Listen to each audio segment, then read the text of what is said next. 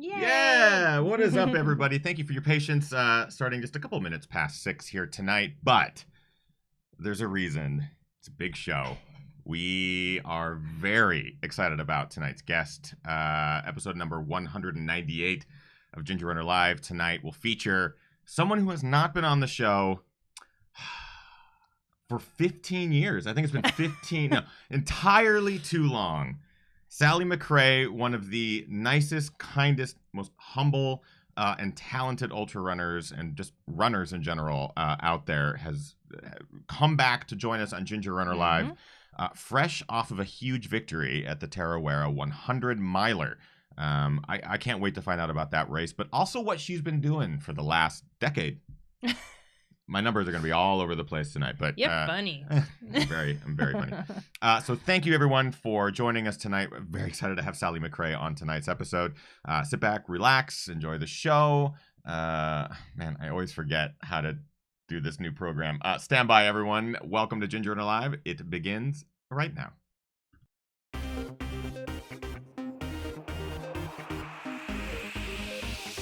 Ginger Runner.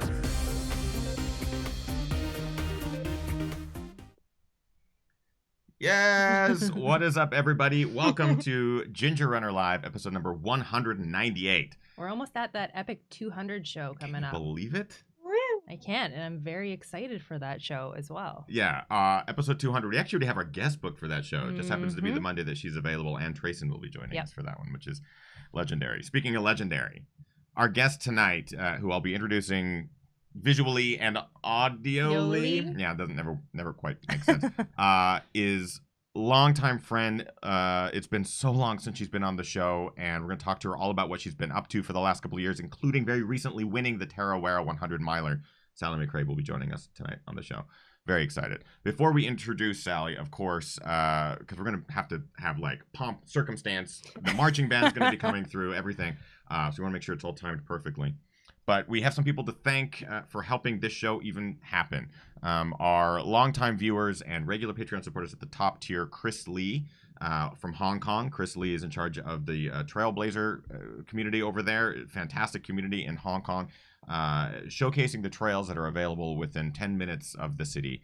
And he's a super kind guy, been a longtime viewer of the show, big time supporter, and he's just awesome. Big shout out to Brian Sands, who's also in the chat room tonight, longtime viewer as well. Brian last year ran his very first marathon in October. He's currently training for his first 50K. We're actually going to get to hang out with him in 2 weekends. Couple weekends. We're doing a trail camp together. Brian Sands, longtime supporter. Big shout out to him. And thank you for helping this show happen, Brian. And finally, Rick Bjarnason and his team at cheekymonkeymedia.ca. Their whole team they're essentially web gurus that create some of the best websites and stuff like that around. And he and his team are currently helping the gingerrunner.com website come back from the land of dead code. If you go there now, I think there's all sorts of... Don't go there. Yeah, don't go there. Just stick right here to the YouTube channel. It's where all good things happen anyways. So that's it for things up front. Of course, we also want to give a real big shout out to some of our community members, viewers of the show, who ran the Black Canyons Ultra this weekend. Big racing weekend. Yeah. Across the United States and even abroad.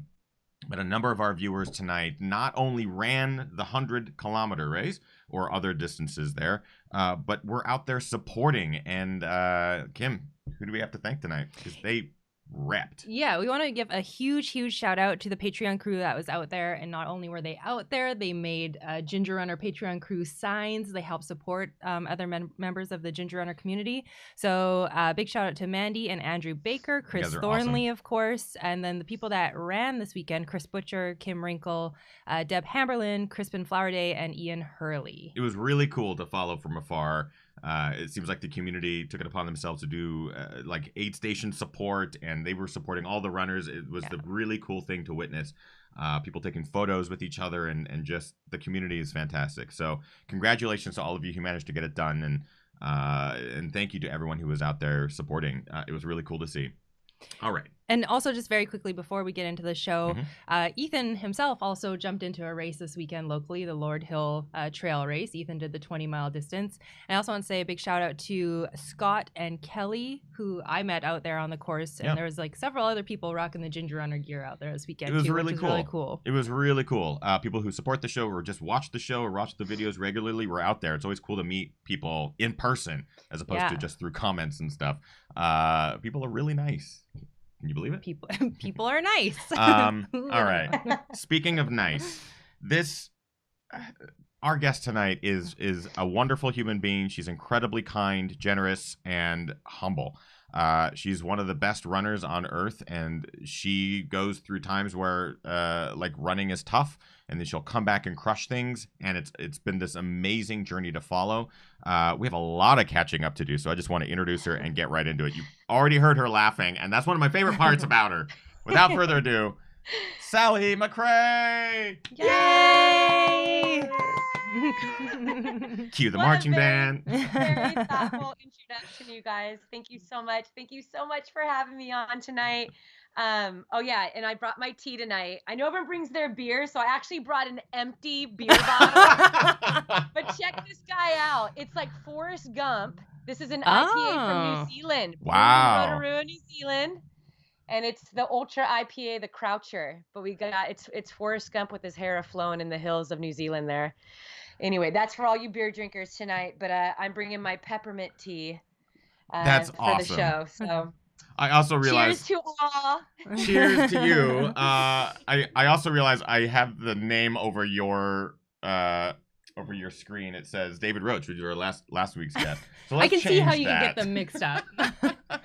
Let me quickly change that to Ethan Newberry. It just needs to say my name. There we go, Sally McRae. Hey. Yay. Sally, she has no idea what we're talking about because she can't see what we can all see, but it said David Roach at the bottom. Right here. Yeah, exactly. I'm techie. Here's the deal, Sally. We miss you, and what I would love to know is what's been going on. Wow. We've got 3 minutes to sum up the last 2 years.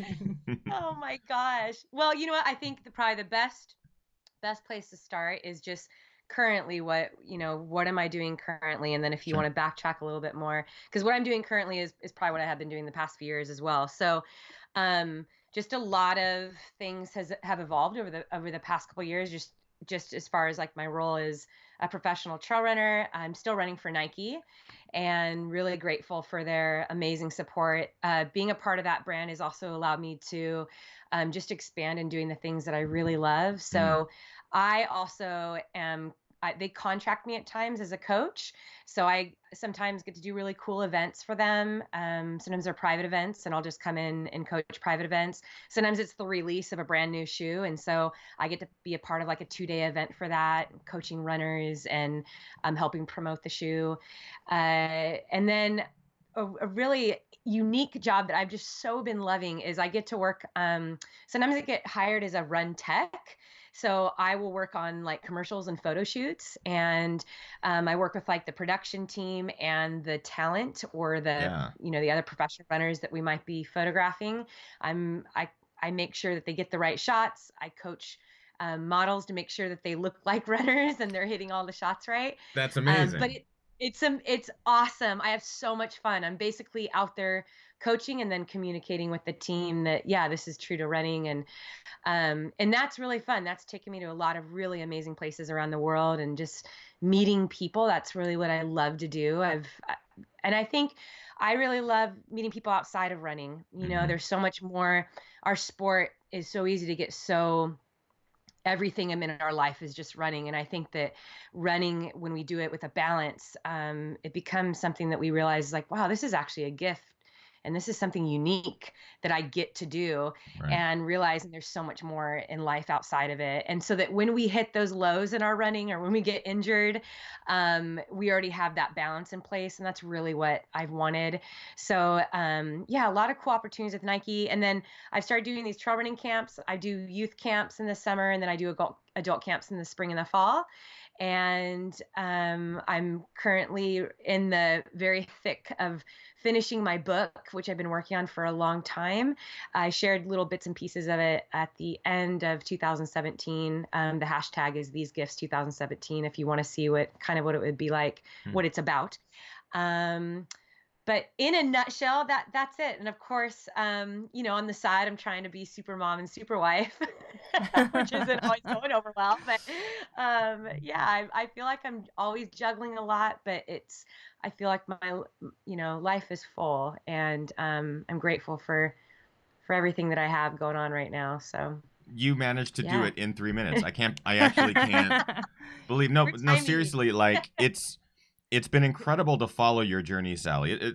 Since we met years and years ago, it's just been awesome to see how you managed to stay so strong through everything. You have incredible victories, all your races and stuff like that. And there's times when running doesn't go great for all of us. And you, as an elite athlete who's there in the forefront, you've shown those struggles with the world. And I think that's what draws people to you, is that you're so open with the highs and the lows, which is, it's so easy to just tuck the lows under the rug and just ignore it and just like, hey, look at all my accomplishments. But you have shared everything, the entire journey. And I think that's what's so wonderful. And it's been so great to follow and see you branch out beyond just results, right? To branch out beyond here's my resume. And you talk about like running with Nike Trail and the camps and the teaching and all that sort of stuff. There's a question in the chat room, and this is something I wanted to ask tonight. But I might as well do it up front. But I was gonna say, speaking of the chat room, I didn't get to do my little bit yet. I'm so sorry. My name is Kim, you guys. In case you didn't know. For our regular viewers, you guys know I am in the chat room as always. So if you have questions for our lovely guest, Sally, please pop them into the chat room. We'll be pulling live questions throughout the hour. And my name is Ethan, and I'm the host. Kim is also the host. I probably skipped all over that. I was really curious about the Nike running app. This is something that when I saw, I think you were going into the studio and you're doing like voiceover recording. Like, this is one of many things that you've done in the last couple of years. And I'm like, what? Yeah, and there's people in the chat room talking about loving your app. So people can run to your voice. So that's another thing that I've been working on. So Nike Run Club, it's called Nike Plus Run Club app. You can download that in the iTunes store or wherever. And basically you open up the app, and at the top of the screen it says guided runs. And when you open that up, there's a whole library of people that will coach you the entire duration of your run. So you could go in and like do a run with Shalane Flanagan that lasts 35 minutes. You can do something with Mo Farah that's like a 40-minute run. And then I have a few in there. I just finished recording one a couple weeks ago, actually days before I left for New Zealand. But it's really cool. It's one of my favorite things to do because I just get in the studio and I envision all of these runners that I've been able to coach over the years. Yeah. I've been coaching both soccer and running for over 15 years and is such a deep love of mine. But being able to coach runners on the track, on the trails, on long runs, through fartlek workouts, it's my hope that when I get in the studio that it's really real. So I just close my eyes and I just holler. So if you do download that app, know that like it is coming from a place of passion, but also I am a little loud, so you might have to check that volume a little bit. But I talk to you the whole time. So I talk to you while you're warming up, and then I give you a few minutes to pause and kind of stretch. And then I talk to you while you're doing the hard work.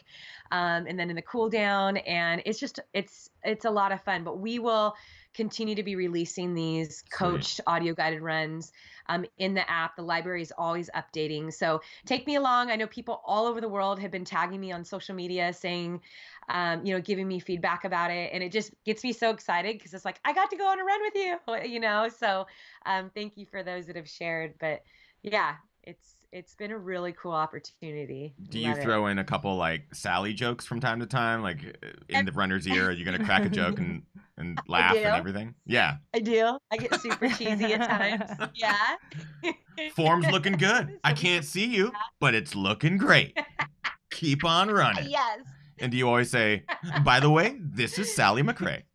Just constantly? Yes. Yeah, the whole time. Cool. I can't wait. Well, my most recent one, they put me in the studio with Elaine Thompson, who is a 2-time gold medalist in the 100 meter. And so Oh we my were God. bantering back and forth. She's like, listen, I run 100 meters, you run 100 miles. She's like, I get it done, you need a nap. I'm like, what? We're so identical, but it's so good. So the whole entire time she's just referencing how I'm just this crazy 100-mile runner and that she's just super speedy, fast 100-meter runner. And we're coaching people through this run together. It's really fun. So That is, I love it. That's awesome. Before we get into the Tarawera 100 miler, because I feel like this is an incredible event, and I can't wait to hear how you managed to crush it. I'm really curious. You mentioned balance. You have a family, you have children, you coach, you run, you do all of these other things. How are you able? This is something that I was always really impressed with. Every time we'd go out, you'd have a million things, but you managed to get it all done. For people who are watching, who have families, who have full-time jobs, and want to train for these big events, and maybe don't feel like they have the time or the ability, how do you manage to balance all of that? Thank you. That's a good question, and I'd have to say, Ethan, that's probably the number one question that I do get. And the first word that always comes to my mind is just grace. I really believe that this is something that's hard for us to come by and something that's difficult for us to naturally give to ourselves, is just to be gracious and understanding that if you want to achieve a dream or a goal, no matter how big or small it is, the first thing you need to really realize and believe in is yourself, and realizing that you have a unique journey Hmm. and that your life isn't supposed to look like everybody else's. I know that when I first brought home Mackenzie, I was only 25, 26 years old, and as a new mom, and I didn't really have much family of my own, didn't have a mom around, and I was like, where's the instruction booklet, and then you get flooded with everybody telling you what to do, and then you feel a lot of shame because you're not looking like how everyone else is doing it, and it doesn't look like their family. And I just remember at one point when Mackenzie was still really little, I thought, you know what, she was given to me. Like, I'm supposed to be her mom, and I'm going to raise her as best as I know how. And I know that the best thing I can do is just love her. And it's as simple as that. I don't have to have it all figured out. And so I think it's the same thing when we are going towards a dream or a goal that we have set for ourselves. And it isn't just with running. You have to realize that your journey is unique, and that's what makes it so great. You want to write your own story. And I think that that's what motivates people, what inspires people, is like, you're not looking around at what other people are doing and trying to replicate it. You glean wisdom from people, absolutely, and you get encouragement and support from people. But it's realizing that every single day does not have to be this perfectly structured thing.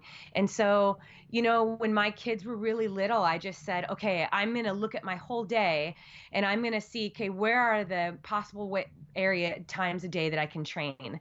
And for years, the only times I could train were at 4 a.m. and 10 o'clock at night. That was it. Yeah. And then I would weigh out, okay, well, what are my goals? Are my goals worth it? And what are the most valuable things in my life? And I think it's just constantly rechecking in with myself. I'm always writing stuff out. I'm always writing out plans for, it's the big picture plan, and then it's the weekly plan, and then it's the daily plan.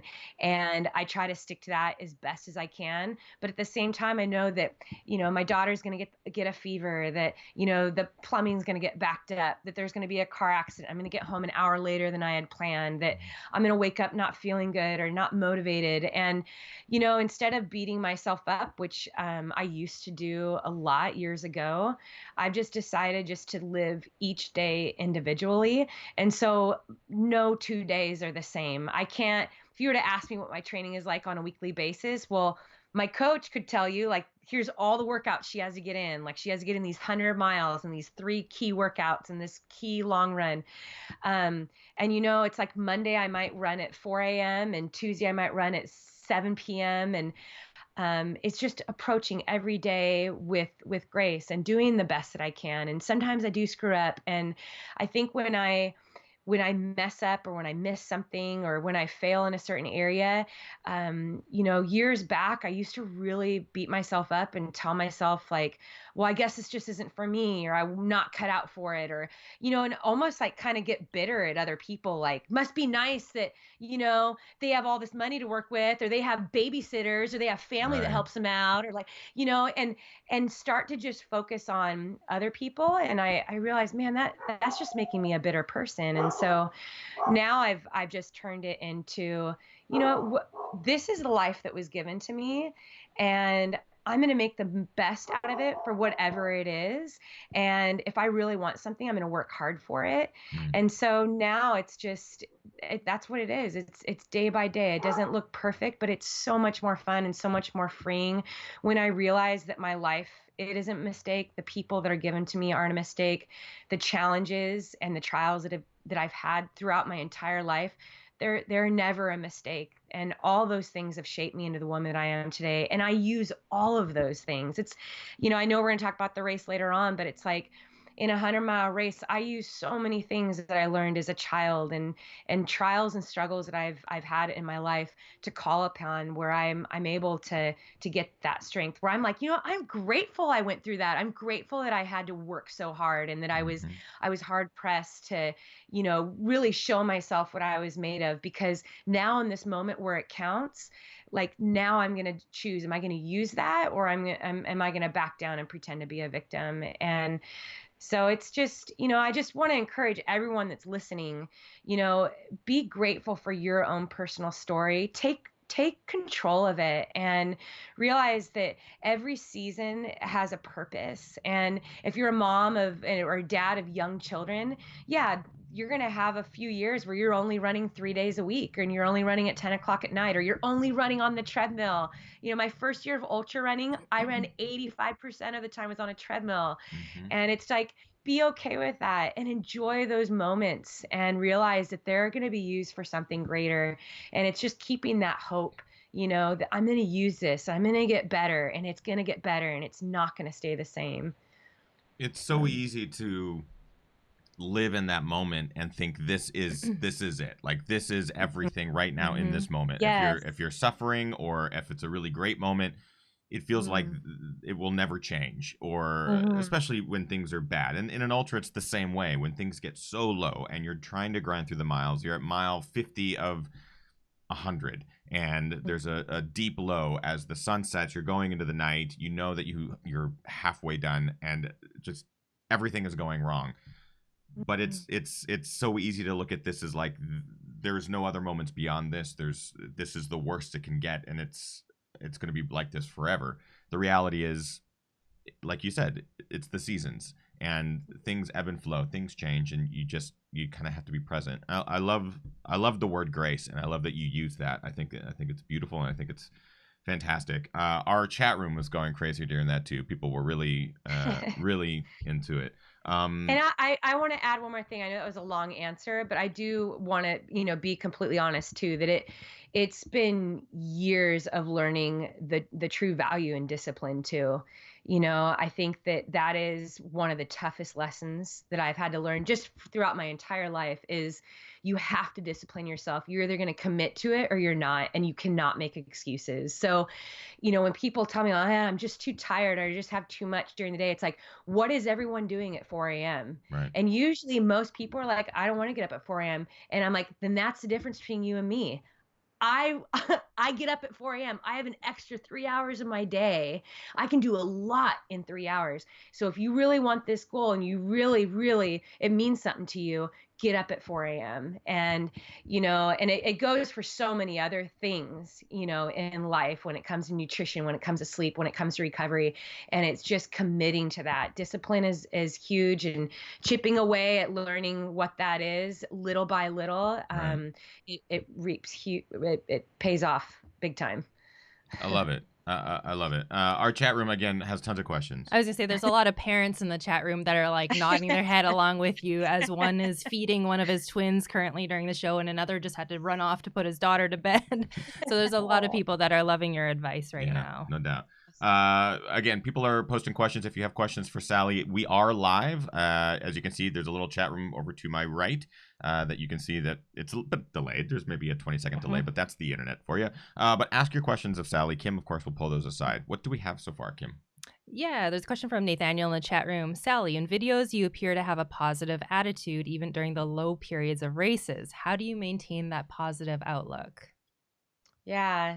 Another popular question. I love this question because I feel like this is just a life question for everyone. You know, when crap hits the fan, for those of you that have kids watching, I won't say what the real phrase is there, but when crap hits the fan, it's like, how can I stay positive in that? Like, how can I, because life just stinks sometimes. And it's so weird how sometimes when one thing goes wrong, it's like everything goes wrong. Like the idea of when it rains, it pours, and it's so frustrating. And you just don't want to be around happy people because you're like, nice for you, but not for me. And I've hit times even in my racing career where I'm like, I'll read people's race reports and they're just like, the stars aligned for me and it was just a perfect day. And I'm like, really? It's like, I have yet to have a day like that. I know. As soon as I read a race report or hear a story like that, I know it's fake. I know, like, so tell me about the lows. Oh, well, I couldn't eat candy at the aid station. That felt pretty bad. That was pretty low. What are you talking about? Go home. Wow. Right? Savage today. Savage. Yeah, savage answer. Go home. That's what I say to that. Never really true, but in my mind. Sorry, Sally. Sorry.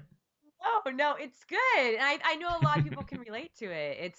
It can be frustrating when you've trained for 6 months and then 2 weeks before you go to the race, you get the flu or like you twist an ankle and it's just like, when am I going to have my moment? Right. So I really, when I share, I've shared all of my race experiences, Ethan, as you had, introed me in the beginning. And it's always been my heart that I want to be as real in person as I am on social media. And, I think I shudder to think that anyone would ever meet me or have a perception of me as just like my life is great and everything about me is great. I'm not. And so I think in sharing my struggles, I really hope that people can see that that I can bring some encouragement to people that are going through struggles too, but also realize that that's not the end. And so I like to share both sides. It's like was the huge struggle, and then this is the joy, and then this is the struggle, and like the valleys and the mountaintops. Like that is life always for everyone. Like that is just a part of life. And so how do you do life? How do you get through the lows? And so for me, in my personal life, since the time I was a child, I walked through a lot of valleys, a lot of really painful things in my life. And now as an adult, and I look back and I look at where I am now, I am just so overwhelmed with gratefulness because I would have, and I don't think a lot of people, like textbook wise, like looking at the kind of home that I came from, how I was treated, people would maybe think that I'd end up in jail or, living on the street or something like that. And I think I look back on my life and I'm just so grateful. And I often ask myself, how in the world did I end up here? And, the one thing that always keeps me going in races is just hope, because I have believed that in my life and throughout all the years that it actually will get better, that it is as I've hit some low lows and I've been in pain, and I've been heartbroken and I've been frustrated, I know that it's not going to stay that way. I know that I'm going to make it to the top of the next mountain. I know that I can get to the finish line, even if it means walking the last 20 miles like I did at Ultra Trail Australia last year. I mean, and you know what? When I cross that finish line, that's not the end of all my racing. That's not the last race on earth. I look at my racing career and I realize like, these races are just pit stops. They're just aid stations of my life. There's one finish line, and that's for me to get to the end of my life as strong and having lived a full and courageous life as best that I can. So when I look at these races, I'm like, these are lessons in my life, and I'm going to call upon all of these later on. And really, that's what Tarawera was for me. It was recalling so many letdowns and heartbreaks and things that I had struggled with, and I applied them over and over and over again throughout the race. And really, that's why that race just meant so much to me, because it was just that truth again. Like, there is hope even in the darkest moments, when things seem to be crumbling, when you take 2 years straight of just having crappy races and feeling terrible and wondering, like, I'm just going to give up. This is the end of me.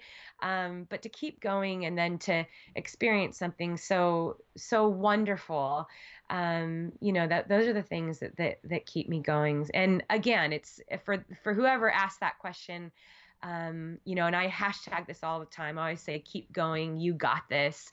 And it's really something that I think should just be applied to your life, and anything that you do, just don't stop. No matter how many times you fail, just don't stop. There's something that you told me often, and I still use it to this day, and I've used it in life and racing and running and everything that I've experienced in the last few years. And it was rise above. It was as simple as you just telling me rise above, right? And being able to apply that to racing and the lows there, and just knowing this is something. I mean, you look at. I think we talked a little bit about this either last week or the week before, but just the whole timeline of life. I think it was when David was on. Yeah. The lows in a race are a minuscule dot in your whole timeline. That no matter how low it is, how bad you feel, rise above, because it's going to get better at some point. It might be a blip on your time frame, but the reality is these are such small moments that the pain and the suffering are such small portions and percentages of what is a much bigger great. So yeah, I still hold on to that. It's a wonderfully powerful phrase. It's very simple, and it's helped me a lot. Again, lots of questions. Let's get to some of these. A lot of questions in there. Yeah. Well, we were talking about pain and failure and that kind of stuff. Jesse in the chat room has a question that also rings true to myself, because I just experienced a really crappy DNF this summer. So Jesse asked, Sally, what do you do? What do you find the best way is to deal with a DNF if you have to? Yeah, I've had a couple DNFs myself. I think my first one was Run Rabbit Run. I was like on the verge of hypothermia, so it wasn't really like a choice that I could make as far as just the aid station putting me in a car and like, you're done. And then last 2 years ago at UTMB, I pretty much just chose, like, I am just so sick. I had a parasite, so I dropped out of the race at 85. I was really weak and not just dealing with a lot of fun bathroom issues. So how did I feel? The way that I felt about both those races was really different. And I think that it isn't until I had my first DNF, because I was a little prideful before I had my first DNF. Like, yeah, I've never DNF'd. Like, I'm so amazing and strong, And then I had a DNF, and I realized, wow, that doesn't really have anything to do with being amazing and strong if you don't have a DNF. Sometimes a DNF, you learn a little bit more about yourself, and it's kind of a hard truth, because one, you can DNF and you realize like 20 minutes after you DNF, you're like, crap, why'd I DNF? Like, I feel so much better. And like, I totally could finish that race. But the thing is, instead of beating yourself up, like, you now have like this renewed fire and this vigor and like so much more excitement and appreciation for the distance, so that when you do line up again, you take it a little bit seriously, you push yourself a little bit further. So you're not quitting, like, you're back at the start line, you're trying again. So a DNF isn't a failure. It's a failure, if you just completely quit and walk away forever and, become this bitter person, right? And you don't want to do that. What you want to do is learn from it, become better, become stronger, and move on. Now, the other DNF, when I was just sick, I actually should have never started that race, but which is more accustomed just to who I am. I've been known to overtrain, train too much, not be gracious to myself, not take care of myself. Every coach I've ever had, that's been probably their number one thing with me, is like, you need to take care of yourself. You need to recover. You need to not, you don't need to be doing this many miles. Or I love training. So it's like, they're always pulling me back. So even in races, I've had times where, yeah, probably should have dropped out. Like my first 100, I ran that on a fractured leg. Should I have dropped out? Probably. Like, there wasn't really like You go still take care finished. of your bone. I finished. But like sometimes you just need to reason with yourself that you're going to have all these people with their opinions when you come into that aid station, either telling you, yes, you can go, or no, like you should stop. And it's really hard, especially when you're tired and you're hurting, what to do about that. So I think just making peace with yourself, having that reason as to why you're doing it, and then sticking to that once you finish, knowing like, okay, I'm going to learn from this. So if you're dropping out and you're like injured and you're hurting and you're sick, good on you for taking care of yourself. Get back, heal up, get back to the starting board, train harder, realize that you're a lot stronger than you think you are, and get back out there. DNF is just a part of everybody's journey, whether you're a professional athlete or you're just starting out. It is not the end all. It doesn't mean you're weak. It doesn't mean you're lame or a failure. It's just part of what we do. It's the same thing as if you got a training injury and you can't come to the start line. So you either DNS or you DNF. Who cares? Same thing. So the only time that I kind of have a problem with it is when, people are racing hard and they're like, oh, I'm not going to get first place, so I'm going to DNF. And it's like, all right, come on. There's so much to learn and still finishing if you get 14th place and you're not first, But like our ultra sign-up score, Sally, like, right? It determines who we are as humans. But also, like, 14th place sounds really good to me. I was like, wait, 14th place? 14th place like? There's prize money, right? That deep. That's like $5,000. Or at least like a couple gels. A couple gels. A couple gels. Remember, this is trail running. You're right. And our 14th place finisher gets a Cliff Bar. It's the peanut butter flavor. So, plus or minus there. We do have lots of live questions. We are going to get to some of these. Of course, I want to start talking about Tarawera, because this is something that just happened. It's so awesome. I can't wait to hear more about it. So let's start talking about that, Sally. What I would like to start with, and the question kind of popped up in the chat room, and I'm really curious about it. Did you choose this race for a reason? It's a big travel ask, right? It's a lot of travel. Did you take your family with you? Did your family, did you have to put a lot of time into training for this one, like away from the family? Let's talk a little bit about why Tarawera, and the logistics behind going. Yeah. So the past couple of years, I've done most of my racing outside of the country. I have just been given so many opportunities by races all over the world, and I find great joy and fulfillment in being able to go to places that I've never been to, meet people. I love being among people and just I love seeing the world. I've had that wanderlust since I was a little girl. So when Tarawera contacted me last year, I was so stoked. Yes, I signed up to do the 100K, but I was also slated to do this stage race in Chile like a week before. So I did this 100K stage race in Chile, got on a plane, got food poisoning, and then a couple days later raced Tarawera 100K and was so sick. And I had a terrible race. I finished in 11th place, like was not a good experience.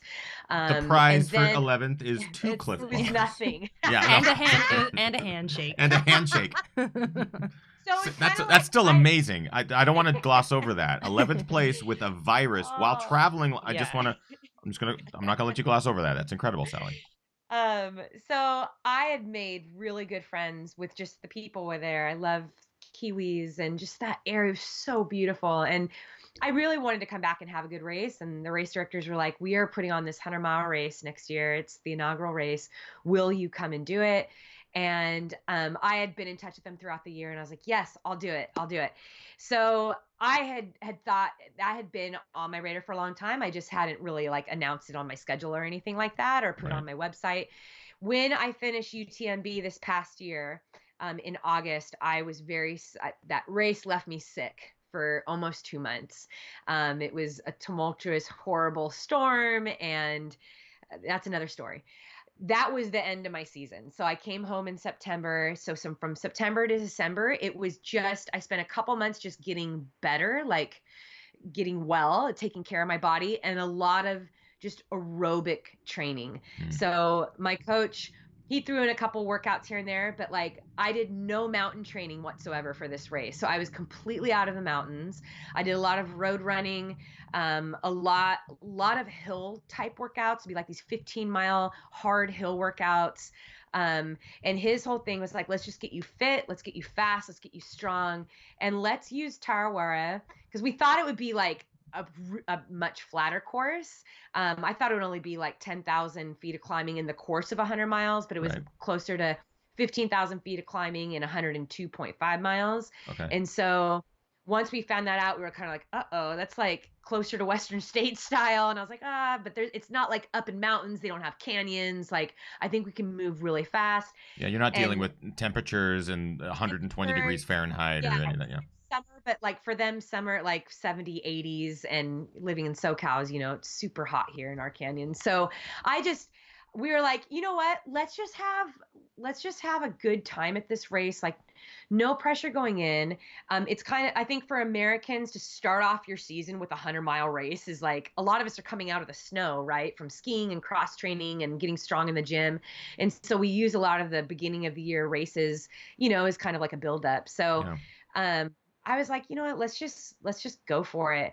Well, I was talking with my coach, and every year I want to get better. Every year I need to change something. I need to tweak something. And I've been with Mario Fraioli for almost a year now. And I told him, I was like, listen, that's your coach. Shout out to Mario. Mario's a friend of the show. Incredible. So every week I always have to do a 30 to 35 mile run. Like that's just, and my body has just adapted to it so well that it just feels like I'm just going out for a cruise. Like, so I asked him, I was like, would it be okay? Cause I don't train with anybody. I train by myself. And I was like, man, some of these long runs, like I just need a little bit more motivation. I go, can I jump in some races, in January? So, Tarawera was actually my fourth race. And your fourth, by the way, first place of the year. I don't want to gloss over this either. I feel like Sally's gonna be like, yeah, and I ran this thing and it was fun. And I ran this other thing and it was fun. So let's go over this. On January 6th, you ran the La Cuesta Ranch Trail 28 miler, first place. Let's talk about that. Go ahead. Well, I can't really make light of these things because all of these races were in the middle of 100-mile weeks with really hard workouts. So 2 days before every race, I did a gnarly 15-mile hill workout. And then I drove to all these races. So every race I made sure, because my goal was race tired, have just be handicapped going into these races. So I would get up at 2 a.m. I would drive to the race. Some races were between 2 and 4 hours away from my house. And I would have already had at that point anywhere between, 65 and 80 miles on my legs so that I would hit 100 miles in the race. So I was very tired at every start line. The goal also was that I wasn't really allowed to go in race mode because I had to roll right into another 100-mile week. So the next day I had to run. So I'd race on Saturday, and then Sunday I had a training run. And so that's kind of how I tested myself, and just testing my pride and my honesty as a runner. If I really did run easy, then I should be able to pound out another 100-mile week and do it well. And so that's what we did. We did that for 3 weeks straight, 100-mile week. At the end of the week, we ran a race. And the first one was that 28-mile race. And then I did a 50-mile run. It says 46 miles, but it was 47, dang it. It had to be it was 47 miles. And the San Diego 50 and Trail Marathon 46 miler, Sally. First place. Yeah, 47. First place. And the Calico Trail Run 50K, also first place. Yeah. So those were just fun. It was just, I really needed that. I needed just to be around people running new trails. And yeah, it's fun to come through the finish line in first, and just to kind of start off the year that way. Just reminding myself of who I am. Right. I think I tend to race in the biggest, hardest races in the world. It's what's on the Ultra Trail World Tour, and I want to go, and I always want to race against the biggest competitive field. And so For me, it's like, man, if I can be in the top 10, 15 at those races, like that's a big deal to me because those are Yeah. the biggest races. But I think sometimes it is nice just to hop in a local race and just remind yourself like, wait, you are good at what you do. Like it, and you're running these easy and you're having fun and you're finishing first and there's no pressure and we're using them for training. We're rolling right back into it. And so it's just feeling fit, having fun, gaining a little bit of confidence and really just keeping my eyes on New Zealand. Now, Nike at that time, they're very last minute sometimes in their projects with me. They asked me, hey, can you go to Uruguay? We have the big I'm bonus. sorry. Of course. Oh, Hey, yeah, right before your race, you want to go to Uruguay real quick? yes, Do a literally thing. right before I raced. So I Wow. raced the Glico 50K, then left for Uruguay. I was gone for like 12 days in Uruguay. I came home for 24 hours. And in that 24 hours was in the recording studio recording another audio guided run. And then that night got driven to the airport and arrived Wednesday before Tarawera. Wow. So in every sense of tapering, preparing for a 100-mile race, like I did nothing right, nothing right. But my time, I really made a goal this year for 2018. I told myself, I was like, you know what? This is the year where I am just going to do everything that I love, even if it doesn't make sense. I'm going to take really good care of my body. I'm going to say that I'm going to, I'm going to race easy when I'm going to race easy. I'm going to recover hard. And if there's opportunities presented to me, I'm going to take them and just see what happens. And so I think, going into Tarawera, I still had so much energy. Like I felt so good. I was so excited.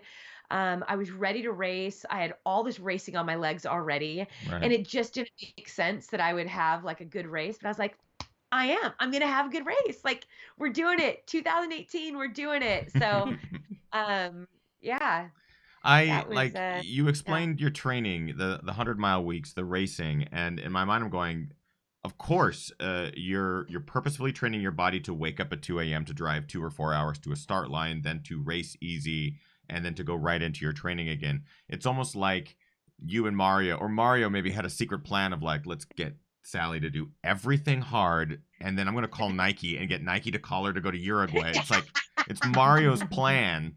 The reality is, it seemed like all of this training actually trained you for this exact thing, which was Did. traveling a lot, pushing your body, pushing your mind, and managing to stay awake for a long period of time, trying to adapt to the time change and stuff like that. I'm blown away. I'm blown away by the weeks leading up to the race, and we haven't even gotten to the race yet. Let's get to maybe a live question or two, and then we'll start talking about the Tarawera. There's a couple questions in regards to that race. A couple people had very similar questions. Elena is one of them. She wants to know what was the most memorable part about running in New Zealand. Perfect. So let's start with that. Yeah, the most memorable part about running in New Zealand would have to be the day before the race when gathered up like all the Americans. Well, most of us. I think Dylan like kind of snuck away, but Tarawera is known for putting on this incredible weekend. Like they do events like for 3-4 days straight. It is so fun. And everyone's kind of crowded into little Rotorua.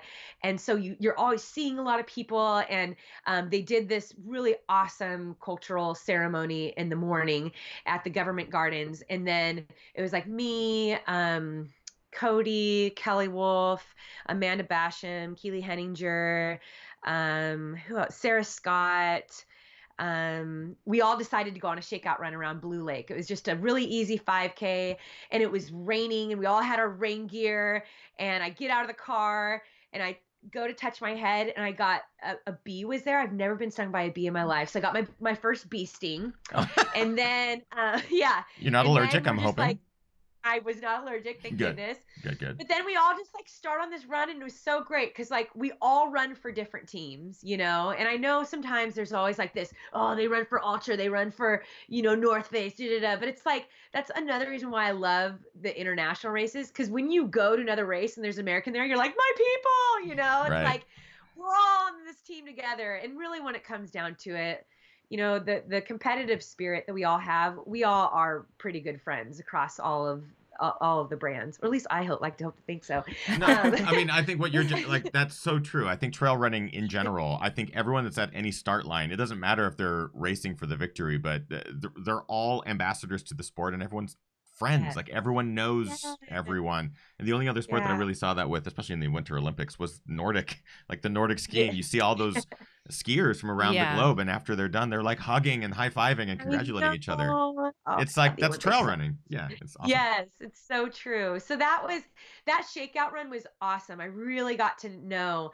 I tried to run with everyone in little bits as much as I could, and just talk life. You can talk about running and talk about each other's story and what they're doing and what motivates them. And it was just such a sweet time that I'll never forget. Just we're running on the other side of the world. All of us love running. It's brought us together, and we're running in the rain in this beautiful place, and building good friendships, and it's really cool to just have that memory. I'll savor that for a while. So that's awesome.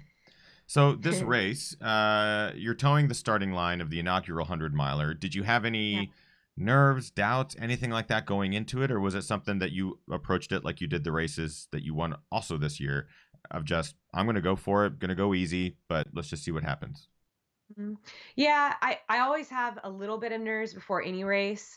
And I think what was different about this race is I went in with just a very different mindset that I have in the past. And I think a lot of that has to do with what I had said earlier. Like, I just want to make 2018 about something different. And I don't want it to be so focused on how well or bad I do in a race. Like, I want to take the pressure off and just enjoy what it is that I'm doing, because I'm realizing more and more it's like it really is a very unique opportunity for an athlete to travel all over the world and run in some of the most beautiful places in the world. Right. Like, just taking that for whatever it is to you, it's like, okay, this is so unique. Like, I'm going to enjoy this. And I think as I walked up to the start line, that's really what I was focusing on, is just be grateful that you're here. You, Sally, you get to run 100 miles. Like, you have a body that's capable of doing that,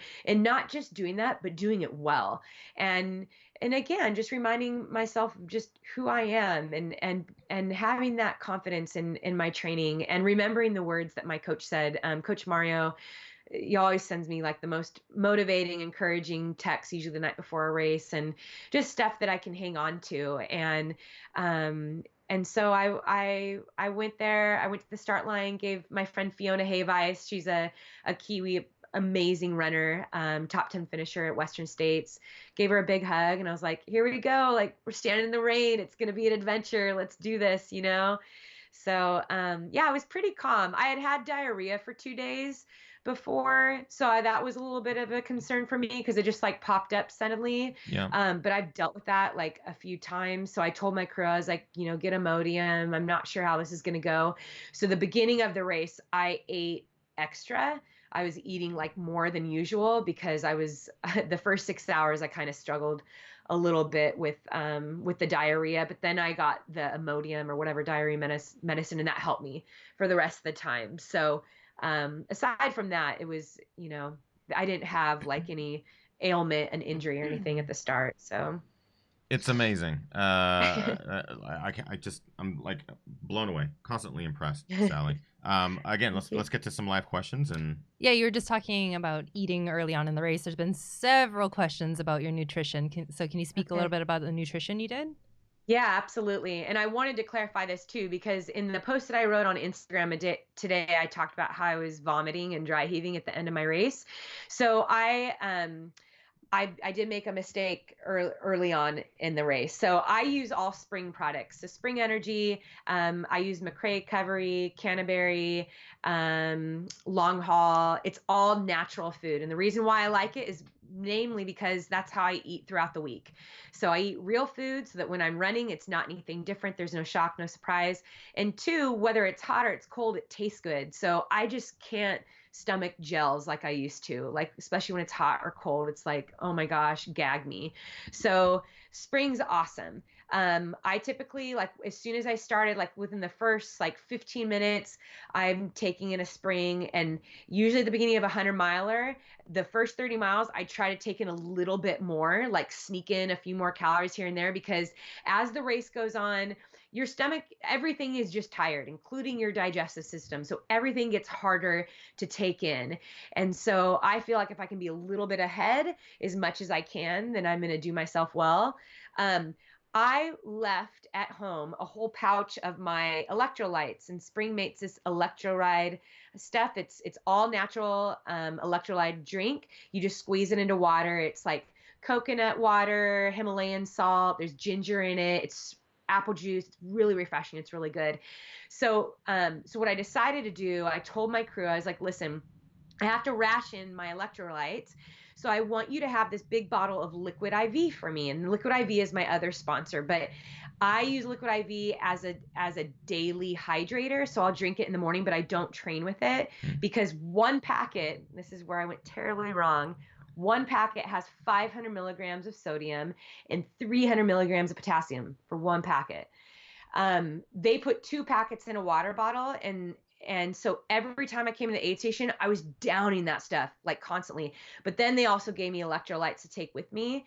So by the time I hit like mile 50, I was like, whoa, I am so dizzy. Like, what is wrong with me? And I had practiced my nutrition to a T in all of those races I had done before. So I had it dialed in, and like, even energy, never a drop, never stomach problems, never GI issues, no headaches. Like, it is just awesome food that I can eat the whole time. Always felt good. So this was like, what am I doing wrong? So I started to like assess, like, what am I doing? What am I doing? And then my stomach started bothering me. And then I looked down at my hands, and they're huge. Like, my hands are giant. I'm like, oh my God, they're going to have to cut my wedding ring off. And I just like feel just like puffy. Like, I even look at some of the pictures from the race. I'm like, oh my gosh, I look like a marshmallow. Like, what is wrong with me? And I realized I had drank so much Liquid IV. And then on top of it, I was drinking my electrolyte too. And this is why I then like started to teeter. Well, I was coming toward the aid station where I was supposed to pick up my pacer, Keely. And I knew if I would have stayed in that aid station, medical would have grabbed me, would have kept me in the aid station. And I was trying to catch first place women. I knew what I needed to do. I'm not saying anyone watching that you should do this too, because it was kind of dangerous, but I come in kind of teetering to the right, and I run straight at Keely, and I just push her. Like, I shove her so hard. And my crew's like running with me. They're like, Sally, you're 2 minutes behind first place. And I was like, move, just move, go, go, go, go. So we start running, and as soon as we go, Keely's like, what is wrong with you? And she's like, what have you been eating? What have you been drinking? And I was like, I've only been eating lollies. And lollies are like that's what they call like their gummy candy in New Zealand. I stopped eating, I stopped drinking, and I was just eating candy, because I was like, there's no electrolytes in that. Like, I need to get energy. I need to get calories. I need to make this right. And I knew I could reset. So I thought, okay, it'll take me like an hour or two to reset. So I'm just going to eat candy, which my body hated. So I started dry heaving. And Keely's like, Sally, you need to eat or drink something else. Start eating your spring. And I don't remember a lot of this. Like, the first few miles, she said I was saying a lot of really weird, ridiculous things. But everything she offered me, I told her had electrolytes in it. So she's like, how about some peanut butter? I'm like, it's got so many electrolytes in it. And she was like, so in that, when I knew that first place was 2 minutes ahead of me, I basically was like, we need to go get her. Like, she's like, no, we are actually not chasing her. You need to get better. And so we hung back for like those 12 miles. And it was everything we did in those 12 miles was to get me out of that state, because I was not running healthily at all. And then after a couple hours, I started eating and drinking. Everything started to reset. My hands looked a little bit better. And then my second pacer picked me up, and I started to eat a lot more, but he pushed me pretty hard. We knew that first place was really close, and then I started vomiting a little bit. And I don't know if that was just because we were pushing hard, or it was just a mixture of just not feeling 100%. But She was at, when we found first place, she was at the bottom of this hill. And like my rule always, if you're going to pass someone, you got to pass hard. Like it is, you got to bury their soul. And I know that sounds terrible, but like when you're racing, you are, if I am catching you and passing you, you will not pass, you know, you're not staying with me. So we get to the bottom, we see her, I'm like, really? She's at the bottom of this massive climb. Like I was like, no. So we start like just booking it up this hill, and I'm like, Mael, turn off your lights so she can't see us. And he's like, what? Classic so technique. We turn off our headlamps, and he's just like giggling. He's laughing so hard. He's like, she's seriously 100 feet behind us. I think she knows we're still on the trail. I was like, we have to bury her, Mael. And he's like, oh my gosh. So we go run up, and that was only 9 miles left in the race.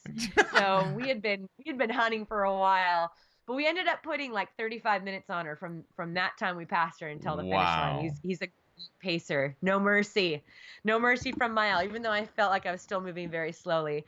But yeah, so the electrolyte thing was like, that was the biggest issue, but the course itself was just brutal. And I will say, next year, if it's dry, and you go over there and race, it's going to be a fast race. I mean, Coach and I were hoping maybe between a 17 and a half, 18 and a half, 100 miler. That's really what I was aiming for. Yeah. And it was very, very doable.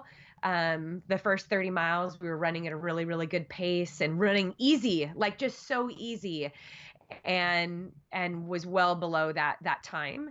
But then we met up. There's 3 other races going on. So there's a 64K, an 85K, and 100K going on. And when we met at mile 40, already 1,200 runners had run through. And so I can't even explain what the trail looked like, or even if it really was a trail at all. It was just mud up to my ankles. And I was wearing compression socks, which were really thin. I'd worn these in all of my races. I love the way they felt. But my shoes filled up with mud and like gravel and dirt, and they started to rub it between my shoes and socks, and they ripped open my socks and then just started to rip open my skin on my ankles. And when I got in, kind of like right before I got into my first pacer, I looked down to see if there was anything I could do, and it was just gross. It was like blood and dirt and sock all inside the cuts. And I'm like, well, there's not much we can do. So I just have to ignore, got to ignore the pain and just keep moving forward. I knew I was so close to the first. And so that's when just the mental stuff started to set in, where it's like, I can endure this. I can do this. I know I can do this. And same with the mud. I mean, I couldn't believe how much people around me were very discouraged, because I'm coming up on people that are running in the 60 and the 80 and the 100K, coming up on the back of that back. Yeah. And people are falling everywhere. You're going down these hills and there's nowhere for you to go except in the mud. And I just told myself, I'm like, run like a kid. Like, I'm going to fall, and I'm such a great downhiller. Like, I'm just going to embrace it. So I would go flying down this mud, and I'd fall, get back up, keep on flying, going. And I ended up closing the gap significantly because of that. It was just like, I'm either going to complain about the mud like everyone else, or I'm just going to embrace it and be like, this is the best we can do. The best we can do is sliding around in it, slowing down to like a 17-minute mile pace at times, walking and sliding back as you're trying to climb up. I mean, there was no good running for a very long time. Wow. I mean, the finishing time was pretty slow, but it's like you just had to embrace it. So it was quite an adventure. It was more of an adventure race, I'd say, than a fast foot race. I mean, some of the pictures, some of the videos that came out of this one, and the 100K too, and the 60K, of course, but some of the pictures and videos that came out of this made it look like an adventure. People just covered in mud, soaked to the bone, because I know, I think a number of storms actually moved through that region. Dylan Bowman was talking about how one giant storm moved through, but it sounded like it could have been just multiple waves, just a barrage of rain and everything that just tore that course up. Plus, yeah, you're talking about 1,200 runners, 2,400 feet moving through that dirt, chopping it up into foot thick mud. I can't imagine. After 21 hours and 11 minutes, Sally McRae won the Tarawera 100 miler inaugural, it's an incredible accomplishment, Sally, and it is your first which blows my mind. It's your first 100-mile victory, correct? Yeah, it is. It's amazing. Yay!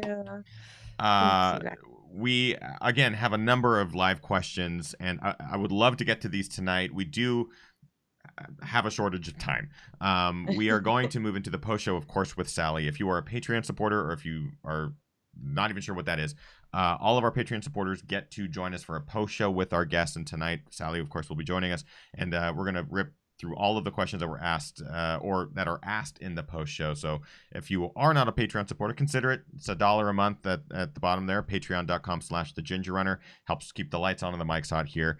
Or just go back and rewatch this show, because I know I will be. It was an absolute pleasure to have Sally on. So before we let you go, Sally, before we move into the post show, a couple of things. One, we're going to do a quickie question quiz with Sally, because it's been so long. So, have you not done one? I'm sure we did one with Sally back in episode 20 or whatever, but we're going to do one again. But before we get to that, people want to know what's next. So you just crushed is it Tarawera or Tarawera? Tarawera. Tarawera. I feel I think people are making fun of your pronunciation in the chat. Changing it. I've been changing it the entire episode because the one thing I want to do is pronounce all of these things correctly, right? Like Bondi, people always say the Bondi and all that stuff, but it's Bondi. Anyway, that's another show. What's next? Sally, what's next?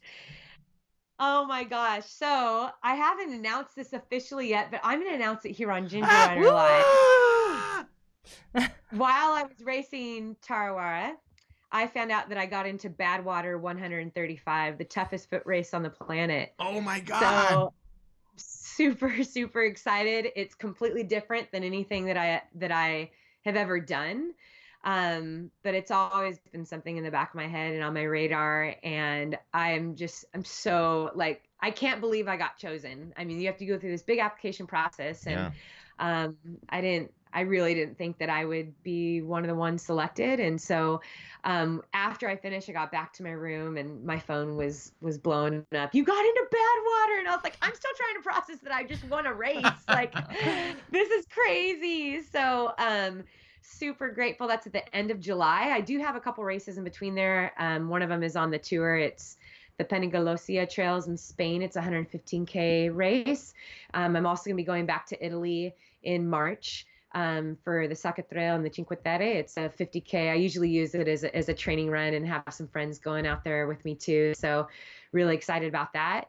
And then I'll be crewing and pacing my friend Lucy Bartholomew at Western States in June. And still talking to my coach, although it sounds completely insane, about doing UTMB again, although it's 5 weeks after Badwater. So I don't know. Well, I mean, based off your training for the Tarawera 100, it seems like Badwater's a perfect trainer for UTMB. Same. That's amazing. That's amazing. I know Badwater is what, $8,000 now per person. Let me know if you need to do a bake sale or something. Oh my God. That's incredible. Yeah, the hardest foot race on earth. I like that a bake sale was your recommendation. If you want to do a bake sale or something, let us know. We'll buy some muffins, have them shipped up. But seriously, that's incredible, Sally. That's going to be a journey that I know our viewers can't wait to follow as well. By the way, of course, where can people find you on social media so they can follow or ask questions that maybe they didn't get to ask tonight? Yeah, so you can. The best way to play, my favorite place is Instagram, Yellow Runner on Instagram. I am on Twitter, but not as often. I'm also Yellow Runner on Facebook. And then my website, which is I'm currently updating, but it's sallymcrae.com. So thank you, Ethan. Yeah, of course. Yeah, go show Sally some love. Thank you for being on the show, of course. Before we let you go, or actually move into the post show, Sally, we got to do the quickie question quiz. It's been so long. Okay. Who knows if the answers have changed, but you know the drill. It's a super simple list of questions. The first answer that comes to mind, we'll just rip through them as fast as we can. You give me the thumbs up when you're ready, and we'll just get started. Okay. What is your very first race? American River 50. That was your first race? Uh-huh. Damn. 2010. Wow. Favorite place to run? Mount Baldy, California. My home mountain. I missed that mountain. Road or trails? Trails. Bucket list race?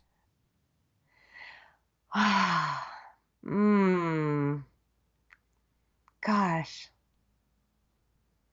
You've done a lot of most people's bucket list races. I know I have done a lot of I really want to do the oh man. The color There's run, too the color many. run 5K. Maybe. Oh my that God. might Whatever. be some So people's bucket races. Yeah, I would. I'm waiting for one of our guests to go. Oh yeah, the color run 5K. It just hasn't come to my town yet. Yeah. You know Sorry, what? I interrupted though. Badwater is a bucket list race. I would have said that. So Badwater. That's gonna be awesome. I'm excited to hear the answer to this. Guilty pleasure TV show. Ooh, Shark Tank. Oh. I Pre-race. love Shark Tank. We kind of got down that rabbit hole too. We watched a couple episodes and went. It makes me yelly. Yeah, we get yelly. Like, why would you pitch that? Why would you? I know. Take But the I love offer. people that, innovators, creators, people that dream. Like it's so motivating. I It's love pretty it. great. And then they tear people apart, which is Yeah. also fun. Oh. Favorite pre-race meal. Oh man, pre-race meals are so boring, right? Always. It's like rice and eggs and peanut butter sandwiches and salmon. Like seriously, it's so boring. But post-race meal, That all sounded way Bacon. better. bacon I thought. avocado cheeseburger every time. Nice. That's like how- what I look forward to. I like how Sally's pre-race meals like, boring stuff like porridge with cinnamon and vanilla flakes and gold dust mixed with salmon souffle, like boring. And finally, what did you win the Tarawera 100 miler shoe-wise in? What did you win the race in? That on was your feet? barely a sentence. Working on it. What shoes were you wearing? I'm going on Shark Tank.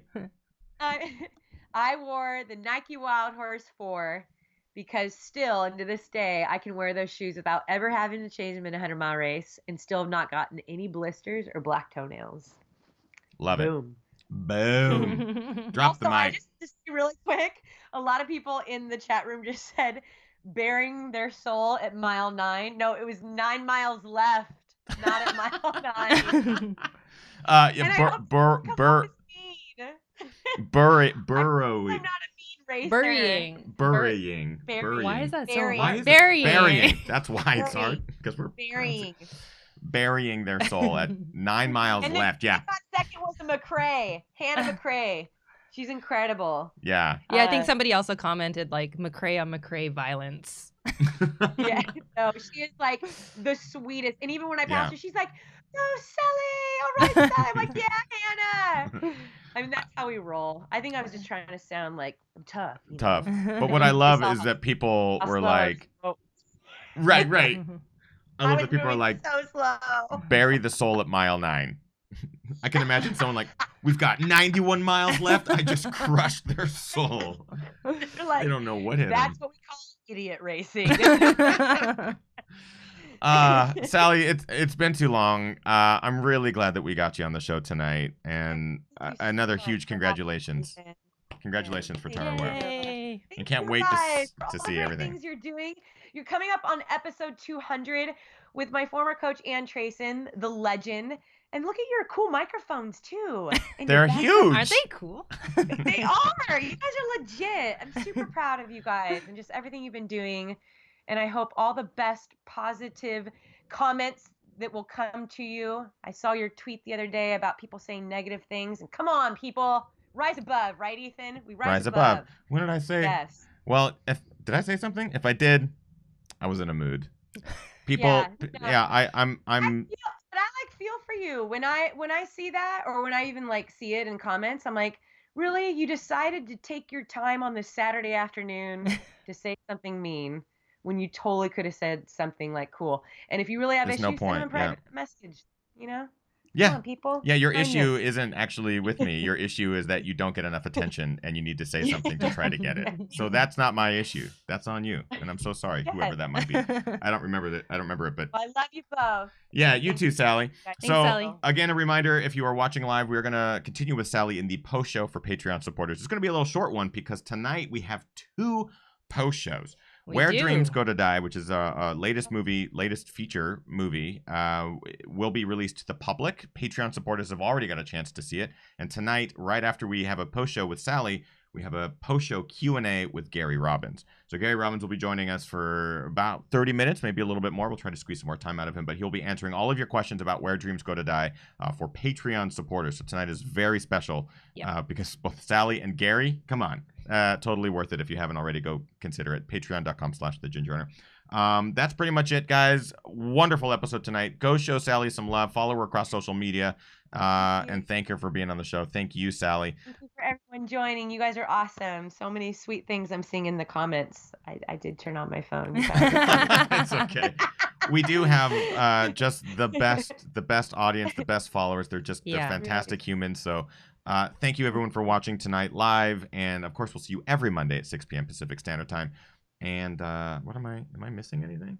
I think that's it. I think we should pop on over to the post show. I think we should pop on over to the post show. So we'll see you guys in just a couple of seconds. Thank you so much. Bye, good night. guys.